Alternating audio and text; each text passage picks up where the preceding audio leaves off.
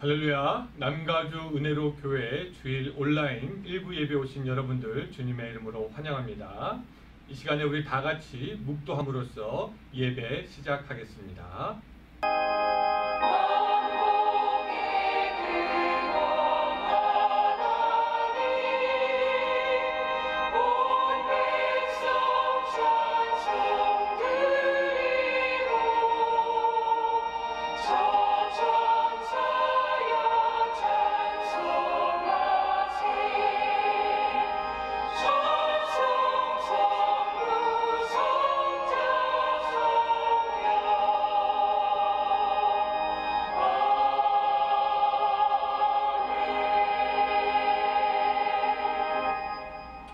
아멘. 우리 이 시간에 같이 찬양하겠습니다.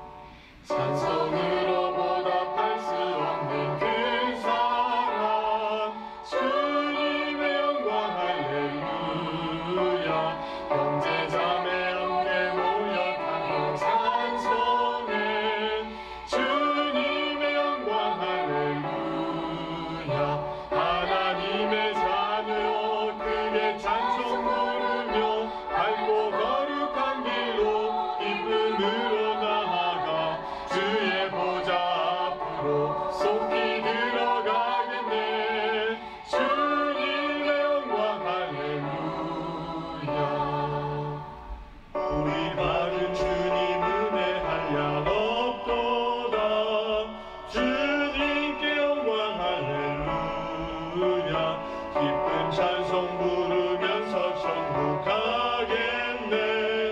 주님의 영광 할렐루야. 하나님의 자녀 크게 찬송 부르며 밝고 거룩한 길로 기쁨으로 나아가 주의 보좌 앞으로 속히 들어가겠네. 주님의 영광 할렐루야.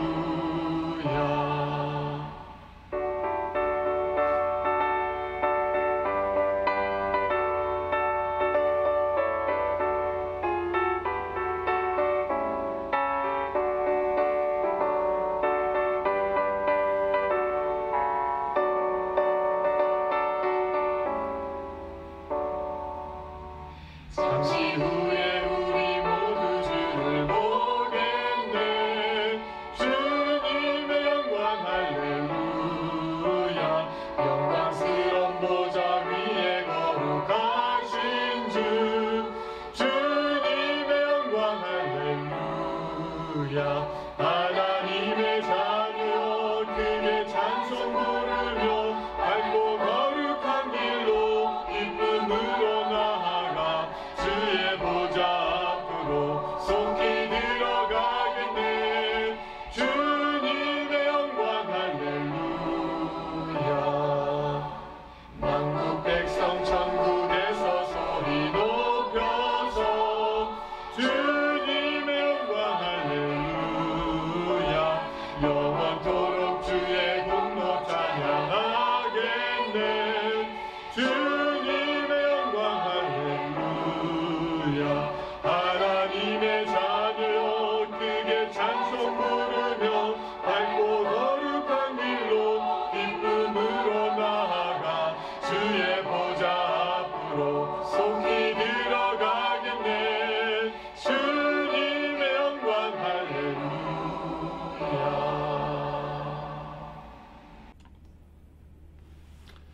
같이 기도하겠습니다. 사랑과 은혜가 충만하신 하나님 아버지, 오늘 주 예수 그리스도께서 부활하신 이 주일에 사랑하는 주의 백성들 같이 모여서 하나님 앞에 예배할 수 있게 하심을 감사합니다. 하나님 앞에 우리 식구들이 나왔습니다. 우리 자신이 나왔습니다. 하나님이여, 모인 모든 자들이 마음의 문을 열고 하나님을 높여 찬양할 수 있도록 주여 도와주시옵소서. 예배하는 중에 하나님의 영광이 있게 하시고 예배하는 중에 성령의 기름이 부음이 있게 하셔서 주여 오늘 우리 모두가 참 기쁨과 감사한 마음으로 하나님을 높여 찬양하는 그런 귀한 시간 될 수 있도록 주여 도와주시옵소서. 비록 우리가 하나님 아버지 가정에 모여서 하나님 예배를 드리지만 하나님께서 두세 사람 이상이 내 이름으로 모인 곳에 내가 너희와 함께하겠다 하신 그 말씀처럼 오늘 우리와 함께하여 주셔서 우리의 예배가 온전히 하나님께 흠양되는 그러한 기쁜 감사의 제사가 될 수 있도록 주여 하나님 도와주시옵소서.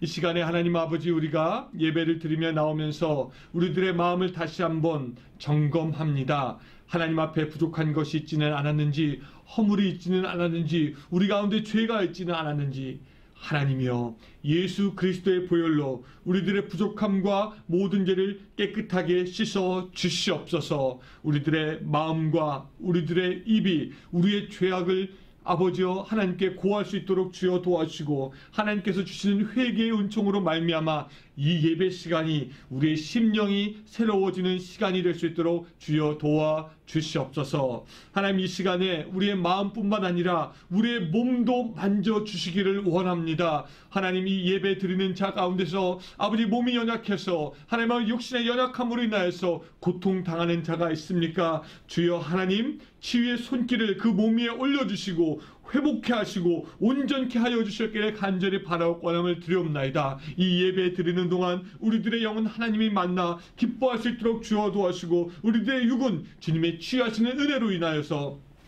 더욱더 강건해지는 그런 시간 될 수 있도록 주여 함께하여 주시옵소서. 이 시간에 하나님 아버지 우리가 예배 드리면서 우리 가정의 모든 걱정들과 근심들까지 주님 앞에 가지고 나옵니다. 하나님 하나하나 주님 들어주시고 오 아버지 우리가 하나님 아버지여 하나님의 도우심으로 말미암아 이 세상 살아가면서 승리할 수 있도록 주여 도와주시고 이 시간이 하나님께서 함께하심을 확신하는 그런 시간이 될 수 있도록 주여 도와주시옵소서. 하나님 특별히 기도하옵기는 하나님 아버지 LA 지역에 하나님 아버지 코로나 확진자가 계속해서 늘어나고 있는 중에 있습니다. 하나님 우리의 연약함을 다시 한번 생각합니다. 우리들의 부족함을 생각합니다. 그리고 하나님의 도움 없이는 우리가 회복할 수 없는 것도 다시 한번 고백하오니 주님 은혜 내려주시옵소서. 회복해 하여 주시옵소서. 빨리 돌아올 수 있도록 주여 도와주시옵소서. 그것들을 위해서 우리 모든 교회들이 같이 회개하며 기도할 수 있도록 주여 도와주시고 모든 사람들이 하나님께 다시 나올 수 있도록 주여 도와주시고 우리가 손들어 주님께 주님의 긍휼을 간구할 때 주여 하나님 아버지 역사하여 주셔서 이 하나님 아버지 재앙이 빨리 끝날 수 있도록 주님께서 함께하여 주시옵소서. 그때까지 하나님 아버지 우리의 교회는 복음을 들고 나갈 수 있도록 주여 도와주시고 이웃을 돕는 교회가 될 수 있도록 주여 도와주시며 하나님의 손과 발에 대해서 무엇인가 아버지 우리의 자리에서 알 수 있는 그런 교회 될 수 있도록 주여 도와주시옵소서. 이 말세 때 쓰임받는 교회가 될 수 있도록 도와주시고 이 말세 때 하나님의 손과 발이 되는 교회가 될 수 있도록 주여 도와주시며 우리가 먼저 제자되어 사람들을 제자로 만드는 그런 교회 될 수 있도록 주여 함께하여 주시옵소서. 이 시간에 하나님 아버지를 계속해서 말씀을 듣습니다. 아버지와 함께하여 주셔서 이 말씀 듣는 시간 동안 우리들의 마음이 변화될 수 있도록 도와주시고 우리들의 심령이 변화될 수 있도록 도와주시고 말씀으로 새로워지는 하나님의 사람들이 될 수 있도록 주여 도와주시옵소서.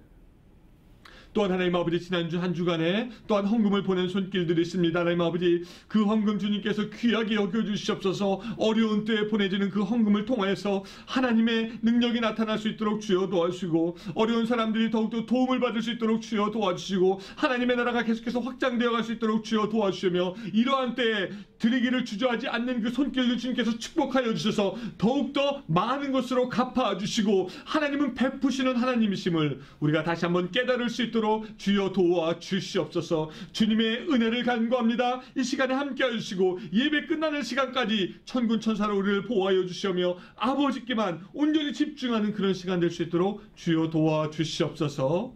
하나님의 뜻이 이루어지기를 바라고 하나님의 나라가 임하기를 바라오며 예수님의 이름으로 기도드리옵나이다. 아멘. 예, 감사합니다. 우리 이제 같이 말씀을 좀 보도록 하겠습니다. 오늘 우리가 같이 읽을 하나님의 말씀은 요한계시록 9장 1절부터 10절까지의 말씀입니다. 요한계시록 19장 1절부터 10절까지의 말씀입니다. 다 같이 성경을 가지고 와서 직접 펴서 저와 같이 읽었으면 좋겠습니다. 요한계시록 19장 1절부터 10절까지의 말씀입니다.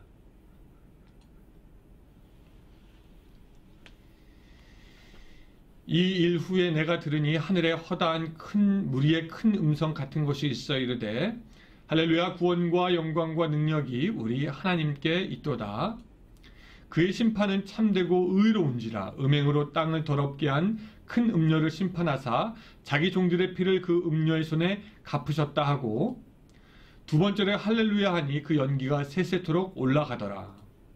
또 24장로와 네 생물이 엎드려 보좌에 앉으신 하나님께 경배하여 이르되 아멘 할렐루야 하니, 보좌에서 음성이 나서 이르되 하나님의 종들 곧 그를 경외하는 너희들아, 작은 자나 큰 자나 다 우리 하나님께 찬송하라 하더라.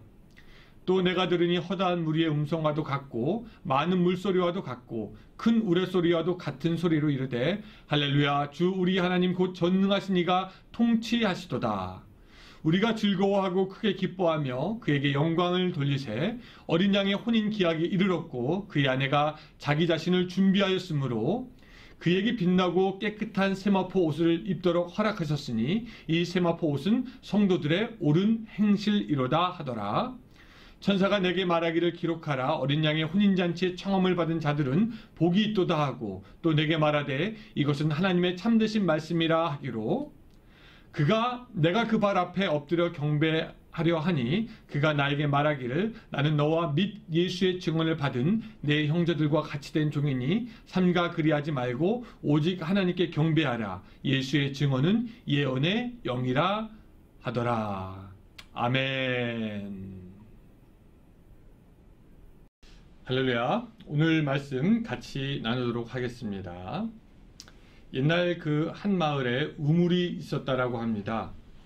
이 모든 마을 사람들이 그 우물물을 먹었는데 그 우물물에서 하루는 이상한 냄새가 나기 시작했습니다. 이게 무슨 냄새인가? 사람들이 갸우뚱하고 서로 이야기를 하기 시작했습니다. 어떤 사람은 우물의 신이 노해서 그런 거니까 거기다가 기도와 제사를 드려야 된다라고 말하는 사람도 있었고, 또 어떤 사람들은 우물물 근처에 꽃을 심으면 좀 나아질까 그렇게 생각하는 사람도 있었습니다. 어떤 사람은 우물 안으로 향기가 나는 오일을 뿌리면 될 것이다 라고 생각했고, 또 어떤 사람은 아무것도 할 것이 없는데 그냥 우물가를 한번 좀 다시 페인트해보면 어떨까, 저마다 이런저런 계획을 다 내놓고 한번 해봤습니다. 근데 우물은 더 나아지지 않고 냄새가 계속해서 났습니다. 왜 이렇게 냄새가 나는 걸까? 사람들이 그걸 좀 알아보려고 그날도 우물을 딱 뜨려고 할 때 보니까 바가지에 무엇이 걸리는 거였습니다. 이게 뭔가 자세히 봤더니 죽은 개였습니다. 어찌 된 것인지 개가 우물 안에 들어가서 빠져 죽었고, 그 개의 몸뚱이가 떠올라 가지고 사람들은 그제서야 그 물에서 나쁜 냄새가 나는 원인이 무엇인지 알게 되었습니다. 사람들이 어떻게 했을까요?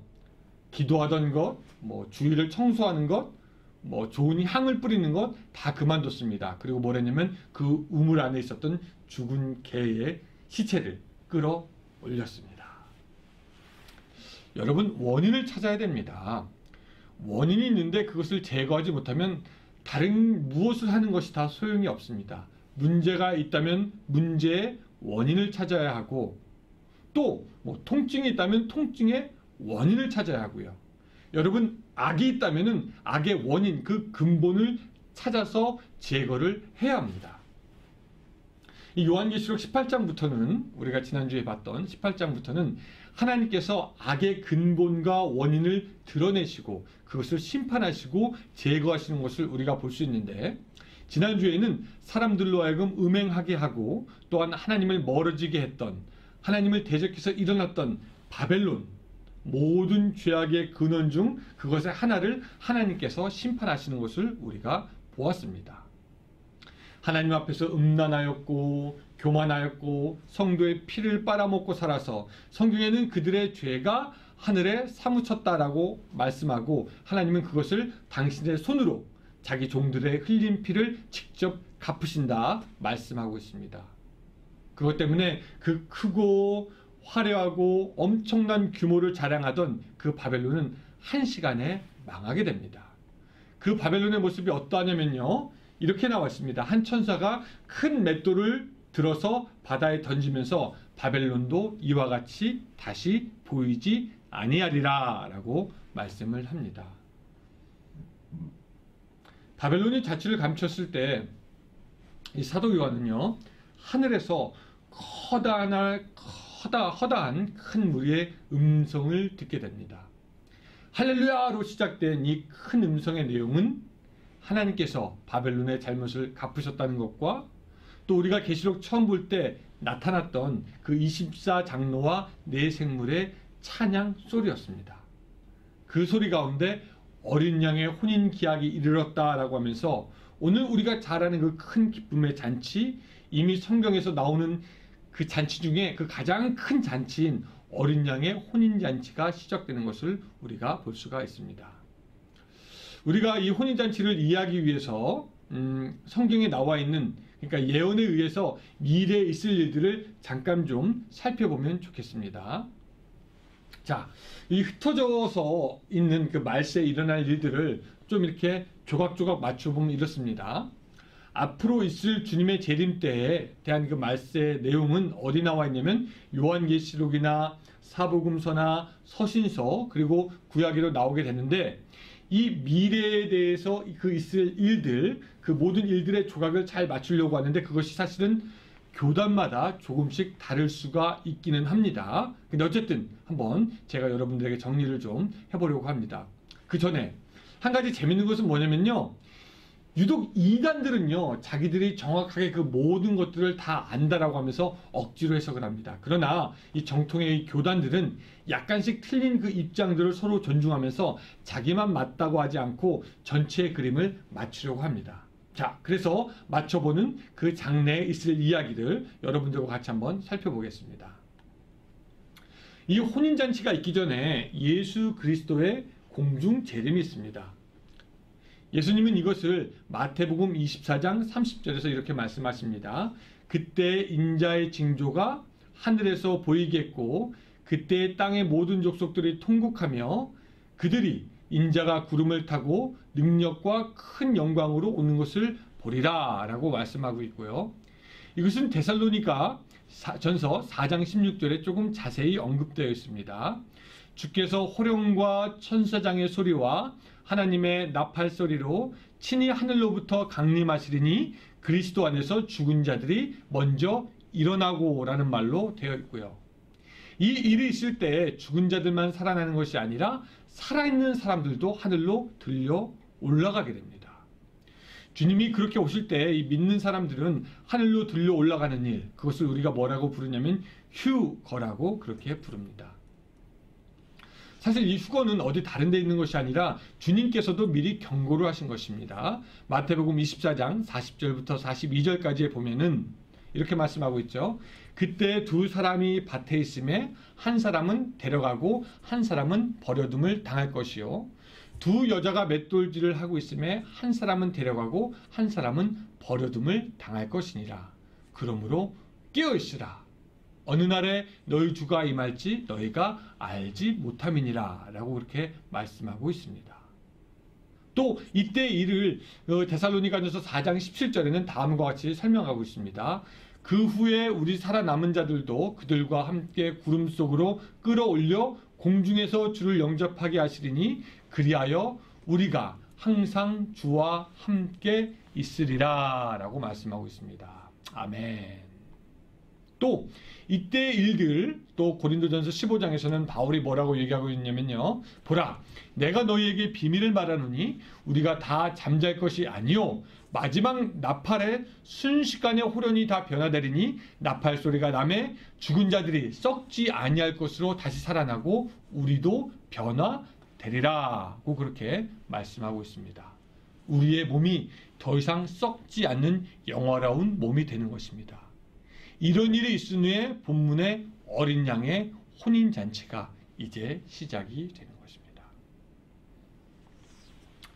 여러분, 여기서 이 혼인잔치라고 해서 우리가 지금 세상에서 남자와 여자가 하는 그런 결혼 파티 같은 걸로 생각하시면 안 됩니다.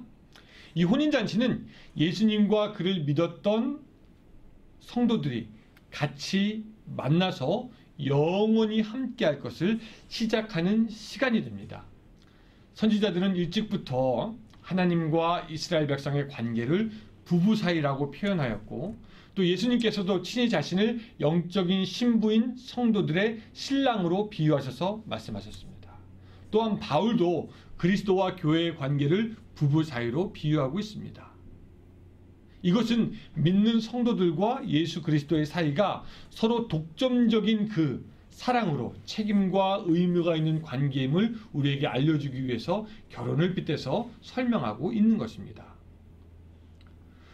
그 혼인잔치가 아무나 그냥 아무 때 그냥 하는 것이 아니고 7절에 보면 이런 말씀이 있습니다. 어린 양의 혼인 기약이 이르렀다라고 말씀하고 있습니다. 이 말씀은 유대인들의 결혼 관습을 알면 이해가 빠릅니다. 유대인들의 결혼 관습에 의하면은 남녀가 약혼을 한 후에 일정한 시간을 보내고 나서야 혼인 예식을 거행하도록 되어 있는데, 그래서 이제 일정한 시간을 떨어져서 지내게 되는데요. 그때 신랑은 신부와 같이 있게 될 집을 준비합니다. 그 준비가 다 마치고 나면은 신랑은 신부의 집으로 가서 신부를 데리고 와서 잔치를 하게 되는데, 혼인 기약이 이르렀다라는 것은 신랑과 신부가 떨어져야 할 시간이 이제 끝났다라는 것입니다. 일찍이 이 세상에 오셔서 십자가의 사역을 감당하신 예수님께서 하늘로 승천하여 올라가셨습니다. 그러면서 제자들에게 뭐라고 말씀하시냐면은 너희가 있을 처소를 예비하러 간다라고 합니다. 그리고 이제 그 준비가 끝나서 그의 백성들을 만나러 오시는 것, 이것을 기약이 이르렀다라고 표현을 합니다. 신랑 되신 주님께서는 가장 큰 기쁨의 순간이요, 신부가 되는 우리 교회들은 영광 중에 주님을 만날 기대가 가득한 시간이 되는 것이죠. 이제 결혼식, 주님을 만나러 가는 신부 측, 즉 성도들의 모습을 보았으면 좋겠습니다. 7절 뒷부분과 8절에 이렇게 나왔습니다. 그의 아내가 자신을 준비하였으므로 그에게 빛나고 깨끗한 세마포 옷을 입도록 허락하셨으니 이 세마포 옷은 성도의 옳은 행실이로다 라고 말씀하고 있습니다. 이 말씀드렸다시피 유대인 남녀는 결혼을 약속하는 그 약혼을 하고 또 결혼식 하기까지는 떨어져 있는데 보통 1년여 정도라고 합니다. 그 기간 동안 신랑은 무엇을 준비한다? 집을 준비한다. 그리고 결혼 준비를 하죠. 그리고 신부에게는 그 기간 자기 자신을 스스로 정결케 할 의무가 있습니다. 이 말을 본문에서는 그의 아내가 자신을 준비하였으므로 라는 말로 표현을 합니다. 이 정혼 기간에 신부가 정혼한 신부로서 정숙하지 못한 행동을 한 것이 신랑에게 알려지면은 신랑은 언제든지 그 약혼을 파기할 수 있습니다. 그래서 우리가 알지만 요셉이 마리아가 임신을 한 것을 알고 처음에는 파혼을 하려고 합니다. 그래서 이 본문에 아내가 자신을 준비하였다라는 것은 우리가 영적으로 순결하게 몸과 마음을 주님 오실 때까지 지킨다라는 그러한 이야기가 되겠습니다. 여러분, 우리는 지금 정혼의 기간 중에 있습니다. 우리도 다시 오실 주님을 맞아야 합니다. 신부에게는 정결과 순결의 의미가 있었다면 오늘 우리에게는 신앙의 정절을 지켜야 할 의무가 있었습니다. 바벨론의 음료와 짝하지 아니하고 유혹에 넘어가지 아니하고 죄를 짓지 아니하고 성령의 충만으로 하나님 앞에 우리를 의롭게 지켜가야 합니다. 요셉이 유혹을 이겼던 것처럼 다니엘이 우상에게 절하지 아니했던 것처럼 오늘 우리는 믿음을 지키고 있어야 하는데 그것이 바로 자신을 준비하는 겁니다. 본문의 말씀처럼 아내가 그 자신을 준비하는 것처럼 우리가 준비해야 한다라는 것입니다. 여러분, 얼마나 오랫동안 성실하게 준비하고 있어야 할까요? 당시의 신부는 1년 혹 1년이 넘는 기간 동안 신랑이 언제 올지 모르니 항상 정결하게 자신을 준비하고 있어야 합니다. 신랑은 자기 아버지와 함께 신혼집을 준비하고 아버지가 이제 가라라는 이야기가 있어야지 신부를 데리고 오게 됩니다. 언제 신부에게 갈지는 사실 신랑도 그래서 모른다라고 합니다. 그것은 신랑 아버지의 권한이기 때문입니다. 언제 가야 한다라는 건 말이죠. 그래서 예수님께서도 그렇게 말씀하지 않았습니까? 그날과 그때는 아무도 모르나니 누구만 아신다? 아버지만 아시느니라. 주의하라 깨어있으라. 그때가 언제인지 알지 못함이라. 하셨던 이런 그 예수님의 말씀을 아마 유대인들은 너무나 피부로 잘 와닿게 이해하였을 것입니다. 주님이 우리의 처소를 준비하러 하나님께 가셨습니다. 그리고 우리는 주님이 다시 오시기를 기다리는데 우리도 언제 주님이 오실지 모르니 깨어서 준비하고 있어야 된다라는 것입니다. 매 순간을 스스로 준비하고 있어야 하는 것입니다. 그래서 사도 바울은 권면하기를 형제들아 때와 시기에 관해서는 너희에게 쓸 것이 없음은 주의 날이 밤에 도적같이 이를 줄 너희 자신이 자세히 알미라. 저희가 평안하다 안전하다 할 그때에 잉태된 여자에게 해산의 고통이 이름과 같이 멸망이 호련히 저희에게 이르느니 결단코 피하지 못하리라. 여러분 그렇게 우리는 우리 자신을 준비해야 합니다. 사랑하는 성도 여러분, 우리는 얼마나 주님을 맞을 정결한 신부로서의 준비가 되어 있습니까? 옛날에 그 존경하고 제가 좋아하던 한 선교사님이 있었어요. 그분에게 전화드리면은 그분이 저보다 훨씬 연세가 많으신 분인데도 안녕하십니까 목사님 그렇게 대답을 해주셨습니다. 뭐 교회 일이나 개인적 일 있으면 가끔 전화를 드렸어요. 근데 이제 이분이 돌아가셨습니다. 근데 이 돌아가신 후에도 전화를 하면은 왠지 안녕하십니까 목사님 그렇게 전화를 받아주실 것 같고요. 또 집으로 찾아가도 목사님 어서 오세요. 저를 맞아주실 것 같은 그런 느낌이 듭니다. 그런 느낌이 옛날에는 막 너무 자꾸 들어가지고 이 셀폰에 있는 그분의 전화번호를 지울 수가 없더라고요. 지금까지도 지우지 않고 있습니다. 근데 그런 느낌이나 감정이 시간이 가면서 조금씩 흐려지는 것 같습니다. 저도 저의 일에 바쁘고 여기서 할 일도 많고 또 예전처럼 그분이 많이 생각이 나지도 않습니다. 가끔 이메일을 보면서 그분과 주고받았던 그런 사연들 같이 읽어보고 또 같이 찍었던 사진들을 보면서 옛날 생각이 나기는 하지만 마음속으로 그분을 그리워하던 그 감정이 쭉 사라지는 것을 보고 그냥 마음 한구석에 약간의 추억만이 남아있게 되는 것을 봅니다. 근데 여러분 오늘 우리와 주님과의 관계도 혹시 이런 식으로 식어지는 것이 아닌가 생각해 봅니다.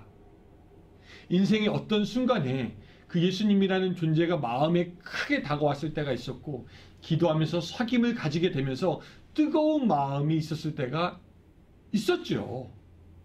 예수 그리스도를 믿는 그 기쁨과 감격이 말로 다 할 수 없을 만큼 그렇게 가슴 벅차고 주님을 섬기는 봉사의 기쁨과 감사가 넘쳤던 때가 있습니다. 그런데 어떤 일이 생기거나 시간이 흐르면서 살다 보니까 예수 그리스도에 대한 마음이 점점 식어질 수가 있습니다.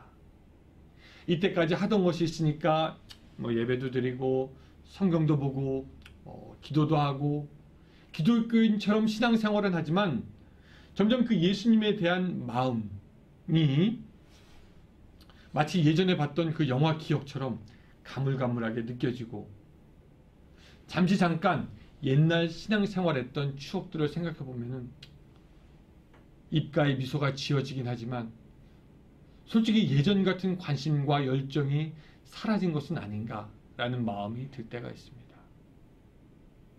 여러분 특별히 코로나 시대가 더욱 연장이 되면서 영적인 것에 소홀해지는 경향들도 나타난다고 하더라고요. 근데 운동을 오랫동안 안 하면 근육의 힘이 빠지는 것처럼 이제 우리 신앙에 그 근육들이 있었는데 이것이 그냥 코로나 때문에 약해져 가지고 어쩌면 주일에 한번 인터넷으로 예배드리는 것도 벅차다라고 말하는 사람들이 생기는 것 같습니다. 그런 가운데 어쩌면 우리는 주님이 계속해서 지금도 오시는 때가 가까워짐에도 불구하고 우리의 마음과 몸이 세상으로 향하고 있게 되는 것을 느낀다라는 것이죠. 여러분, 신부가 신랑을 기다리면서 그 그리움이 더해갔을까요? 아니면 덜 해갔을까요? 정말로 사랑한다면 정해진 1년 동안 그 마음이 더욱더 그리워지고 신랑을 만나게 될 날을 아마 사모하였을 겁니다. 시간이 지나면 지날수록 온다고 한 시간은 가까워오는 거니까 더욱더 한눈을 팔 수 없었을 것입니다. 근데 여러분들은 어떠십니까? 예수님을 기다리는 이 기간이 지루하고 오히려 다른 데 신경 쓰여서 세상의 것에 마음을 주고 몸을 허락하고 있지는 않으십니까? 성경은 예수님이 언제 올지 모르니까 너가 할 일 다 하고 있으라 라고 권면하지 않고요. 언제 오실지 모르니까 근신하고 깨어 있으라 하고 우리에게 말씀하십니다. 오늘 본문에 아내가 자신을 준비하였다라고 기록하고 있습니다. 이것은 여러분들이 스스로 준비해야 하는 것을 말해줍니다. 스스로 준비하는 그 과정 중에 예수님을 사랑하는 그 사랑의 마음이 속히 회복되고 그 마음으로 정결하게 되어 여러분들을 위한 밝고 빛나는 그 세모포가 준비되어 있기를, 그래서 어린 양의 혼인잔치에 참여하는 여러분들이 될 수 있기를 주님의 이름으로 축원합니다. 이 어린 양의 혼인잔치가 있고 나서 이제 우리는 그렇게 많이 들었던 아마겟돈 전쟁이 일어나는 것을 보게 됩니다. 여러분 많이 들으셨죠? 아마겟돈 전쟁. 16장에서 이미 전쟁의 기운이 있었습니다. 그래서 16장 4절에 보면 이런 말씀이 있어요. 그들은 귀신의 영이라 이적을 행하여 온 천하 왕들에게 가서 하나님 곧 전능하신 이의 큰 날에 있을 전쟁을 위하여 그들을 모으더라. 그리고 16절에 읽어보면은요, 새 영들이 히브리어로 아마겟돈이라 하는 곳으로 왕들을 모으더라. 그리고 이들이 드디어 다 모여서 예수 그리스도와 대적하여 싸우려고 하는 장면이 오늘 본문 후반부에 나오는 것입니다. 우리가 읽지는 않았지만 후반부에 그 아마겟돈 전쟁에 대해서 나옵니다. 보통 많은 책과 소설, 영화들이 이 아마겟돈 전쟁에 대해서 굉장히 엉뚱하게 묘사하고 있습니다. 그래서 어떤 사람들은 이 전쟁이 지구 최후의 대전쟁 아니냐? 지구상에 있던 어떤 그 큰 두 거대한 적대 세력의 싸움으로 지구가 멸망하는 그런 전쟁 아니냐? 또 핵을 애용해서 있을 제3차 세계대전이 아니냐? 뭐 그렇게 얘기를 하는데, 그들이 말하는 그 아마겟돈 전쟁은 성경이 오늘 말하고 있는 아마겟돈 전쟁과는 거리가 굉장히 멉니다. 이 아마겟돈 전쟁에 대해서 조금 정리를 여러분들에게 해드리려고 합니다. 이 아마겟돈이라는 단어는 히브리어 하르무기또라는 말에서 유래되었습니다. 이 단어는 무기또 산을 의미합니다. 근데 무기또라고 불리는 산이 없기 때문에 이 아마겟돈의 골짜기가 정확히 어디에 위치하고 있는지 분명하게 우리는 알 수가 없습니다. 근데 하르라는 말이 언덕을 의미할 수도 있기 때문에 가장 가능성이 많은 그 위치는 예루살렘 북쪽으로 100km 지점인 것으로 무기또 평화를 둘러싼 언덕 지역일 것이다 라고 우리가 예상을 해봅니다. 재밌는 것은 역사적으로 볼 때 그 지역에서 200회 이상의 전투가 벌어졌습니다. 거기에는 우리가 아는 전투도 있습니다. 바락이 가나안 사람들과 싸워서 이긴 전투, 또 기드온이 미디안 사람들과 싸워서 이긴 전투, 또 사울과 그의 아들이 죽은 전투, 또 요시야 왕이 죽은 곳이기도 합니다. 근데 이러한 역사들 때문에 이 아마겟돈 골짜기는 하나님과 악의 세력이 전투하는 곳의 상징이 되었습니다. 그래서 이 계시록에서는 이 아마겟돈 전쟁은 그냥 무기또 평원에서 일어나는 그냥 지역적인 전투만 국한된 것이 아니라 사실은 모든 민족이 함께 모여서 그리스도를 상대로 싸우게 되고 예수님께서 적 그리스도의 군대를 멸하시는 말세에 있을 전쟁을 가리키게 됩니다. 아마겟돈 전쟁, 우리가 어떻게 이해해야 되느냐? 이 전쟁은 예수 그리스도와 남아있는 악과의 전쟁이 됩니다. 우리가 배웠듯이 이미 바벨론은 멸망당하였습니다. 그러나 아직도 지구상에는 악이 남아있게 되는데, 그것은 짐승이라고 불리는 적 그리스도와 적 그리스도를 추종하는 세력입니다. 이것이 이제 19절에 보면요, 이들에 대한 묘사가 나와 있습니다. 제가 잠깐 읽어드릴게요. 또 내가 보매 그 짐승과 땅의 임금들과 그들의 군대들이 모여 그 말 탄 자와 그의 군대와 더불어 전쟁을 일으키다가 라고 기록되어 있습니다. 그들이 전쟁을 일으키는 겁니다. 여기서 말 탄 자는, 백마 탄 자는 예수 그리스도를 의미하고요. 우리는 이 전쟁이 어떤 양상으로 벌어질지 알 수가 없습니다. 그러나 우리가 이 성경의 말씀과 지금 시대가 변하는 것을 비교하면서 추정해 볼 때, 하나님을 거역하고 대적하는 인간들은 분명히 있을 것입니다. 그리고 말세 때 하나님께서 그들을 심판하려고 할 때 그들은 하나가 되어서 모일 것이고요, 그 중심에 적 그리스도가 있을 것입니다. 짐승이죠. 짐승과 적 거짓 선지들에게 철저히 속아서 이미 짐승의 표를 받고 우상 숭배까지 하던 사람들은 자기들이 하나님을 이길 것이라고 생각하고, 자기들의 부와 과학과 능력, 이 모든 것을 다 총동원해 가지고 인간 문명이 가질 수 있는 총동원, 무엇이든지 모든 기술을 다 총동원해서 하나님을 대적하려고 일어서고 최후의 발악을 하게 됩니다. 이들에 대한 내용이 시편 2편에도 이미 소개가 되어 있습니다.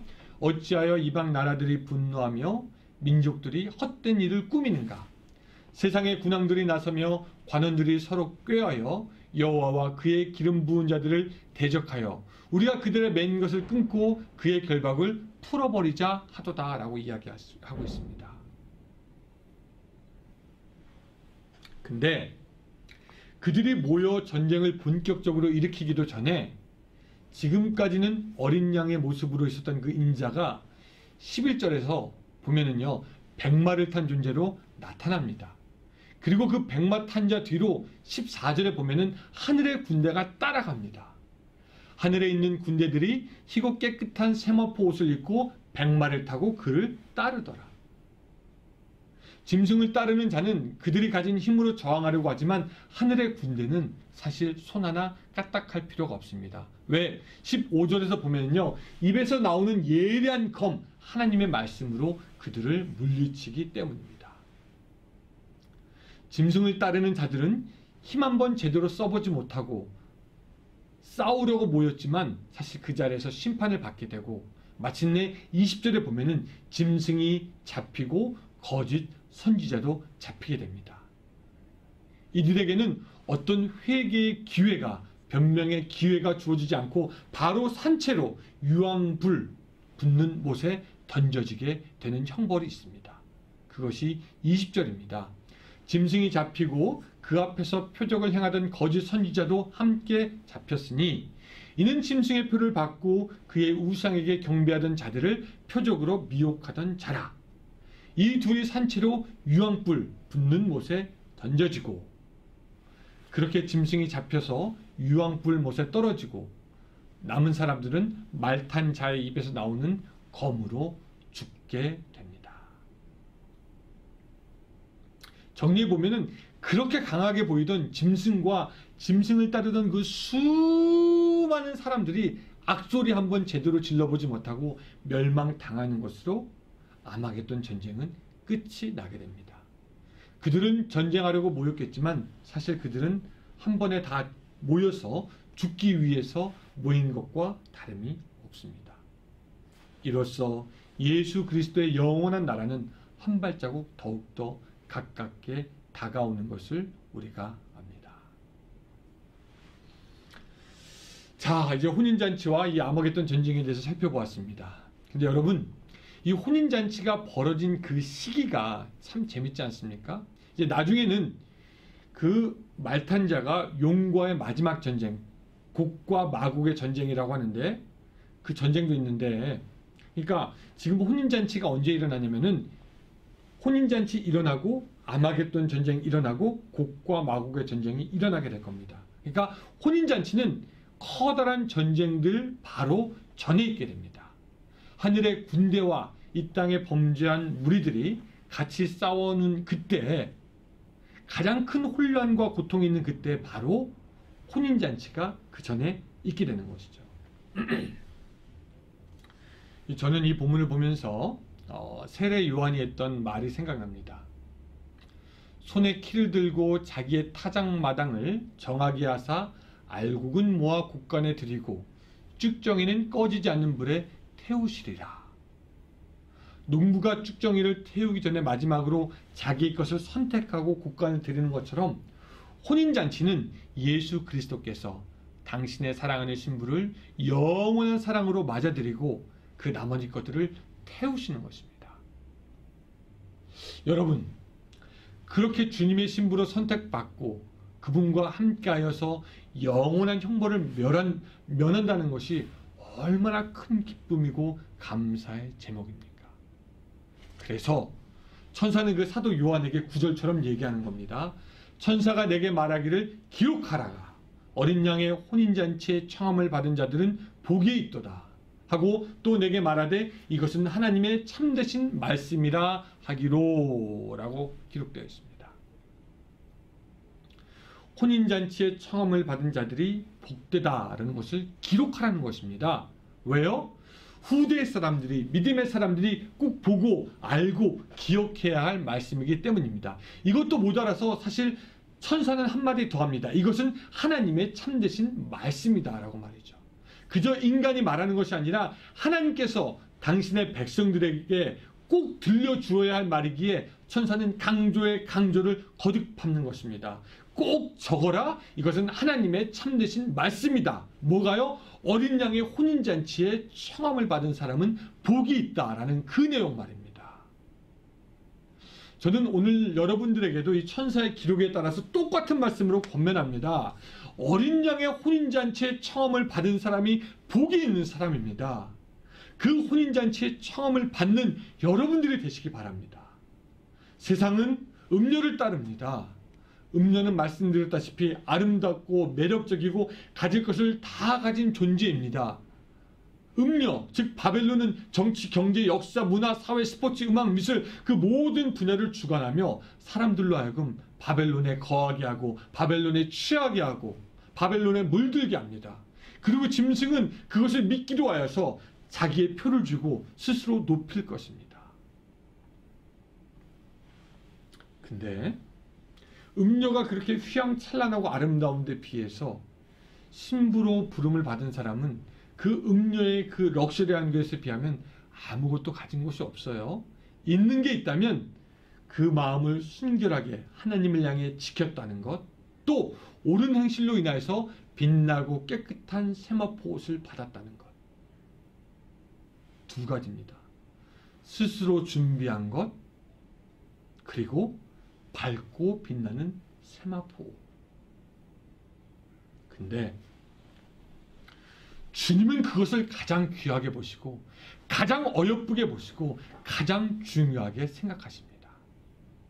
여러분, 사실 남자들도 결혼할 때 마찬가지 아닙니까?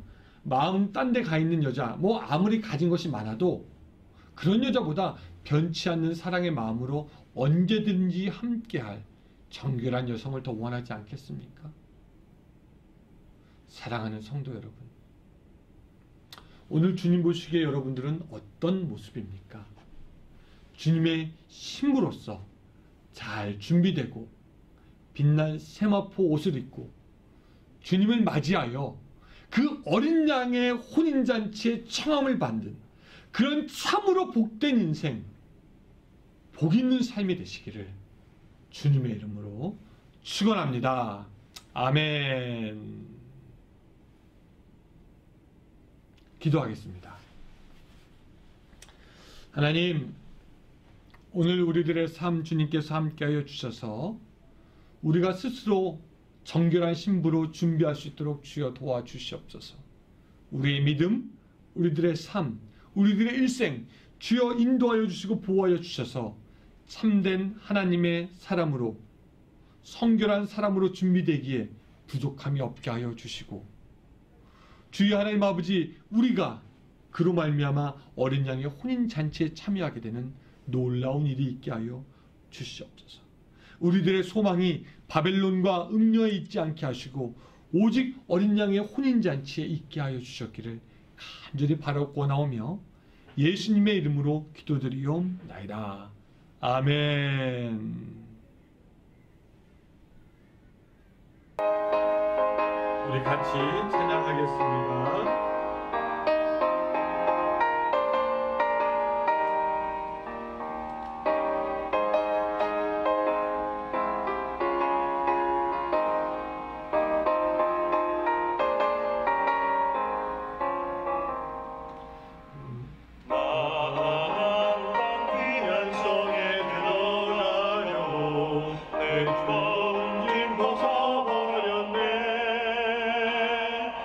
중에 다시 방황할 일 전혀 없으니 저 생명 시내가에 살겠네. 길이 살겠네. 나 길이 살겠네. 저 생명 시내가에 살겠네. 길이 살겠네. 나 길이 살겠네. 저 생명 시내가에 살겠네.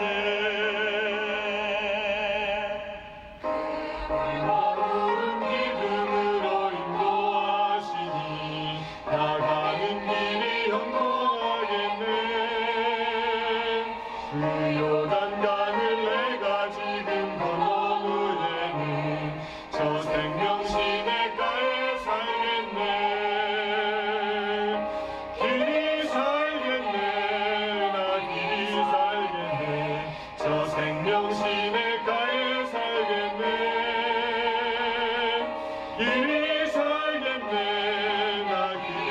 저 생명 시내가에 살겠네.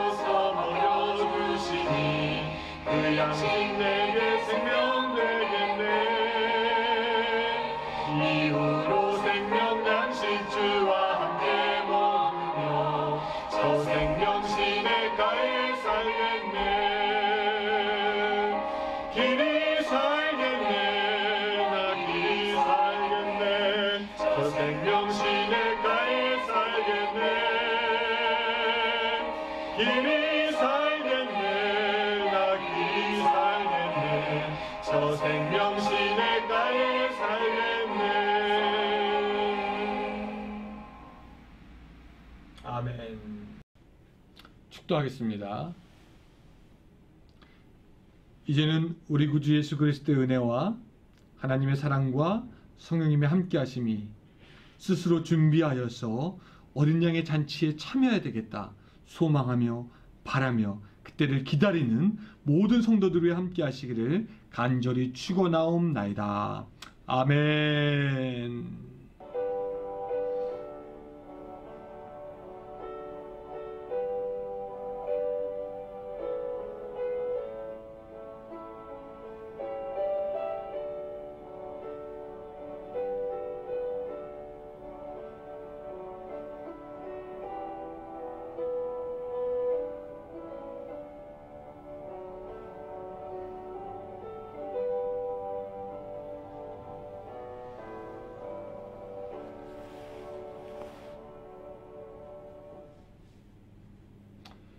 예, 여러분 오늘 예배 마쳤습니다. 참여해주신 여러분을 감사드리고요.